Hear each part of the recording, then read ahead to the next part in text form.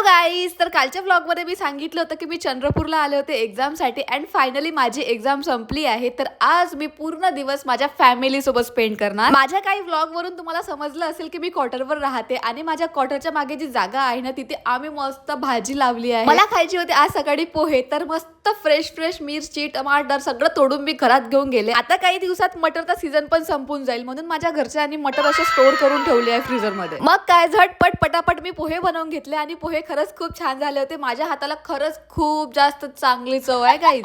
आता तुम्ही म्हणणार की स्वतःची तारीफ स्वतःच करते, तर म्हणून मी जयूला विचारलं की पोहे कसे झाले, तिला पण खूप आवडले. आता तुम्हाला विश्वास बसलाच असेल. आणि माझ्या घरी झाडांची नर्सरी आहे. तर तुम्ही म्हणणार की मी अशी का म्हणत आहे, तर माझ्या घरी नर्सरी लावण्या इतके झाडं आहेत. मी तुम्हाला एक दिवस क्वार्टर टूर देणार ना, तेव्हा सगळे झाड दाखवणार, तेव्हा तुम्हाला विश्वास बसणार. मग आईची देवपूजा झाली आणि आम्ही ते जेवण केलं. जेवण केल्यानंतर मी ही मूवी बघितली. मी हे फर्स्ट टाइम मूवी बघितली आहे इतक्या वर्षांमध्ये, ये जवानी हे दिवानी. तुम्ही बघितले का मला कमेंट मध्ये नक्की सांगा. आणि या मूवी मध्ये जे सॉन्ग चालू आहे ना, त्यावर मी 4th स्टँडर्ड मध्ये डान्स केला होता. आता घरी आहे म्हटल्यावर मला दुपारला भूक लागली होती. मूवी संपली होती पण मला मोमोज खायची इच्छा झाली होती, म्हणून मी घरीच मोमोज बनवले, कारण मला बाहेरचे मोमोज आवडत नाही.